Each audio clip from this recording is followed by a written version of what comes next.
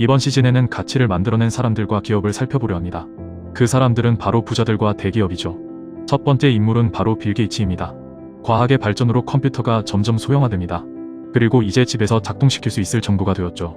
그리고 개인용 컴퓨터라는 말이 생겨난 지 얼마 안 된 시점, 미국 전역에서 취미로 컴퓨터를 사용하던 사람들에게 편지가 보내집니다. 내용은 이렇습니다. 단도직입적으로 말해 당신들이 하는 일은 절도입니다.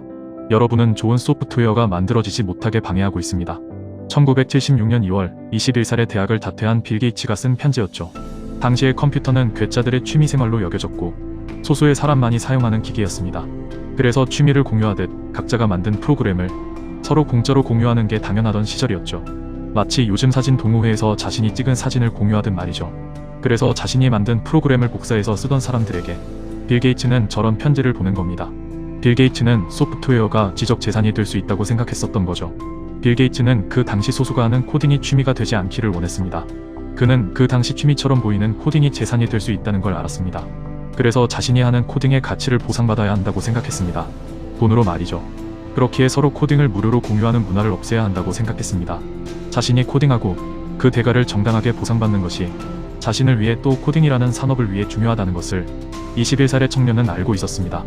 편지를 보내기 1년 전인 1975년 빌 게이츠는 원래 인터프리터라고 하는 프로그램을 만들어 회사를 차렸습니다. 인터프리터란 사람의 논리로 기술된 언어를 컴퓨터가 이해할 수 있는 기계어로 바꿔주는 역할을 하는 프로그램입니다. 마이크로 컴퓨터에서 동작하는 소프트웨어라는 뜻을 가진 회사, 마이크로소프트가 빌 게이츠가 창업한 회사의 이름입니다. 그리고 그 통찰은 맞았습니다. 취미처럼 여겨지던 것이 산업이 될 수 있다는 생각 말입니다. 그럼 이제 그가 부자가 되는 과정을 살펴봅시다. 빌 게이츠가 마이크로소프트를 창업한 지 5년 후인 1980년, IBM은 개인용 컴퓨터, PC를 출시합니다. 그리고 하드웨어를 제조하던 IBM은 자신이 만든 하드웨어를 동작시키는 프로그램, 조금 어려운 말로 운영체제 또는 오퍼레이팅 시스템을 만들어달라고 마이크로소프트에 찾아갑니다.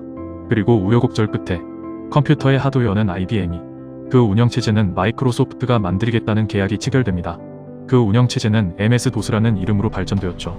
소프트웨어를 만드는 코딩이 산업이 될 수 있다는 게이츠의 생각은 빛을 발합니다. 칩을 동작시키는 코드는 칩의 부속품이 되면 안 된다는 생각이었죠. 그래서 운영체제에 대한 저작권을 IBM에 양도하지 않습니다. 그렇게 소프트웨어가 가지는 가치를 독립시켜 나갑니다. 컴퓨터의 발전은 당연히 소프트웨어의 발전으로 이어졌고, 인텔이든 IBM이든 컴퓨터를 만드는 회사는 달라져도 마이크로소프트가 만든 운영체제를 모든 컴퓨터에 쓰이게 만들면서 PC의 발전과 함께 그의 회사가 만든 프로그램은 전 세계에서 쓰이게 됩니다. 그렇게 빌 게이츠는 세계적인 부자가 됩니다. 마이크로소프트가 만든 운영체제는 모두가 아시는 바로 그것, 윈도우즈입니다. 빌 게이츠를 부자로 만든 건 단지 운영체제를 만들었기 때문이 아닙니다. 그는 소프트웨어라는 산업을 만들었기 때문입니다. 사실 그에 대한 비판은 많습니다.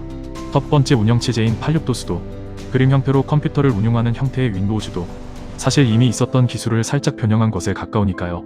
그리고 마이크로소프트가 운영체제 시장을 독점하기 위해 했던 악랄한 짓은 마이크로소프트는 돈만 밝힌다는 비판을 만들어내었죠. 하지만 취미라 여겨지는 코딩의 가치를 알아보고 정당한 보수를 받아야 한다는 빌 게이츠의 생각을 통해 소프트웨어라는 산업을 만들었습니다.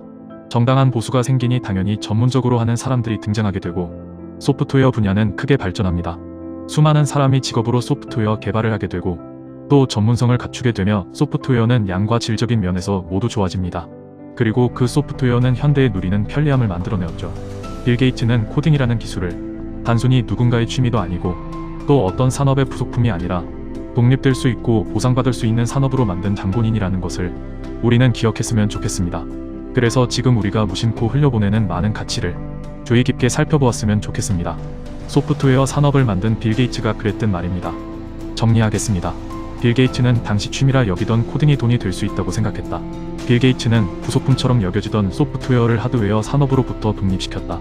그렇게 빌 게이츠는 소프트웨어 산업을 만들게 되며 개인용 컴퓨터의 보급과 함께 부자가 되었다.